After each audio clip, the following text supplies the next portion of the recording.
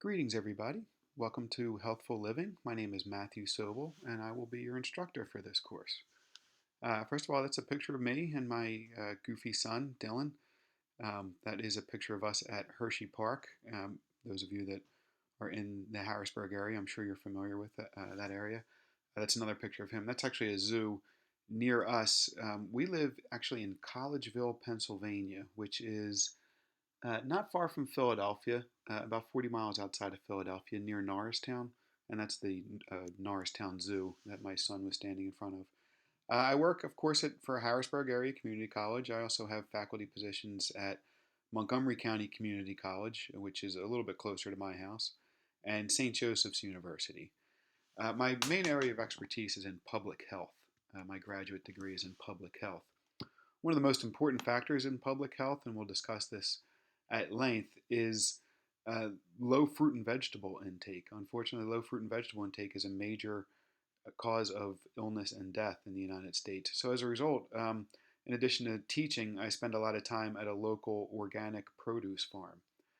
It's called Willow Creek Orchards. They actually changed the name recently to Longview Center for Agriculture.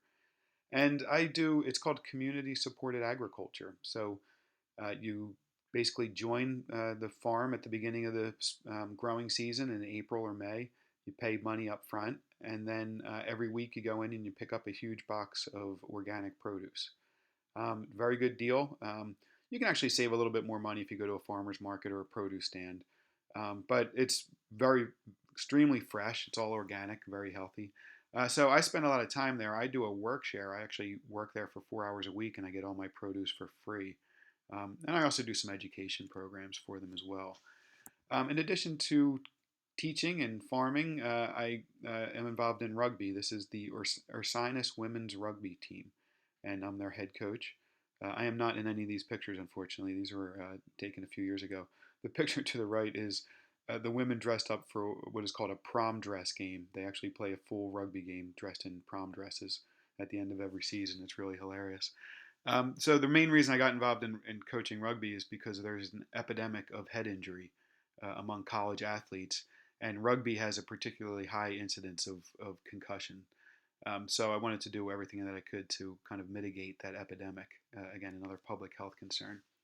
I did my undergraduate work in chemistry at St. Joseph's University. That's a picture of the St. Joe's rugby team there. And I did my graduate work again in public health at Westchester University. Some of you may be familiar with that school, and hopefully you're actually considering going to Westchester. Um, I spent some time at Merck, spent about 5 years at Merck making the chickenpox vaccine. It's called the varicella vaccine. It's actually used for shingles as well. That's the same virus. And I also spent some time at GSK. I spent about 20 years total working in industry. And while I was working at Merck, I was able to finish my graduate degree, and I did my thesis with Merck's epidemiology department. Epidemiology is a form of public health. And I did it in varicella is a fancy word for chickenpox. Zoster is the official term for shingles, the shingles. And again, it's the same virus. So I did they were looking at potentially using the vaccine in what we call immunocompromised populations, people with AIDS, lupus, rheumatoid arthritis, people that have organ transplants. Their immune system is compromised. So as such, they are susceptible to things like chickenpox and shingles. So they were looking at trying to use vaccines in that group, and they were actually somewhat successful with it. So in addition to all that, straight background in chemistry, public health. I also studied something called shiatsu, which is acupressure massage. So I have a background in Chinese medicine as well, to complement the kind of more traditional education that I had. In addition to learning shiatsu, I also have a certificate in meditation instruction. So I'll be working a lot of this into our course as much as I can. We'll talk about alternative medicine towards the end of the semester, but we certainly talk a lot about stress management, and getting massages and learning how to meditate is certainly a big part of stress management. I play a little guitar, not great, but it's a good form of stress relief for me. With all those vegetables I cook every single day. I make I cook. I actually even cook food for my dog now. He's on a whole food diet now, so um, My wife and I, and even my son now, are vegetarian. My dog eats meat, so I cook up meat for my dog every day. But we switched over to a vegetarian diet, and I'll be discussing some of the health benefits of a well-planned vegetarian diet. And of course, I get a lot of exercise. I do a lot of hiking and try and stay outside as much as possible. So as far as public health is concerned, and what is public health, and where what background am I coming from?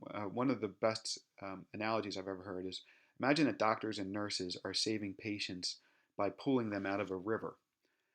If that's the case, then the public health expert is upstream trying to figure out why people are falling into the river in the first place. And that's what we're trying to prevent. This is all about preventative medicine. So public health efforts include things like sanitation, waste disposal. Sanitation, especially having indoor plumbing, is considered the most significant public health advancement probably in history. More important than vaccinations, water treatment. Water treatment is obviously extremely important as well, but those things are probably as important or more important than vaccination programs. I'm involved with a lot of nutrition programs, as I said, with the farm, very important. STD prevention, HIV prevention, things like that, drug and alcohol abuse prevention. All these things are very important aspects of public health. Um, if we look at and we will be spending some time at the CDC website, about 75% of our healthcare dollars are spent on non communicable chronic conditions. So these include things like cardiovascular disease, cancer, diabetes, and respiratory diseases like asthma and allergies. If we were to eliminate the four main risk factors for those disease, and those four risk factors, main risk factors, are uh, smoking and tobacco use in general, excessive alcohol usage, a poor diet, and a lack of physical activity. So if we were to change those four risk factors, about 90% of chronic disease would be prevented. So they've known this for a long time. About 90% of cardiovascular disease, about 90% of cancer, uh, probably probably 90% or more of type 2 diabetes, and a lot of asthma and allergies can be prevented and reversed if we were to change these risk factors. So this is where health education comes in. And again, we're going to be talking a lot more about this in upcoming videos. And this is what I refer to as the holistic circle. We'll talk. I come from sort of a holistic background, obviously. So eat a healthy diet. Very healthy plant-based diet. You don't necessarily have to be vegetarian, but most of the food that you eat should be whole plant food. I don't think any nutritionist in the world would argue with that. Um, an appropriate amount of physical activity. I have exercise here, but you can actually get by without exercise as long as you're physically active. I get most of my physical activity now in the garden, working on the farm. And that's more than enough physical activity. I don't need any more than that. Believe me, it's actually the best workout that I've ever done. Effective stress management techniques. We'll talk quite a bit about that and the importance of maintaining an optimistic attitude. Those things are extremely important in maintaining health. And then, of course, our environment. So this could include things like climate change or air pollution or water pollution, secondhand smoke. But it's not just those type of physical hazards. It could also be the environment of your school. Do they actually talk about eating healthy food, and then they back that up by serving healthy food in the cafeteria, or is it just all talk and you go into the cafeteria and they're serving hot dogs and French fries and there's hardly any fruit? Same thing about work. One of the leading predictors of cardiovascular disease is job dissatisfaction. People just being very stressed out at work, and it causes a lot of health issues. Is your living environment, the place where you live, is it suitable for exercise? Is there places for you to ride a bike or go for a jog? Or do you live in a very dangerous neighborhood in which you can't do those things? Okay, so we'll be taking a look at all these things, and hopefully this was an appropriate introduction. Good luck.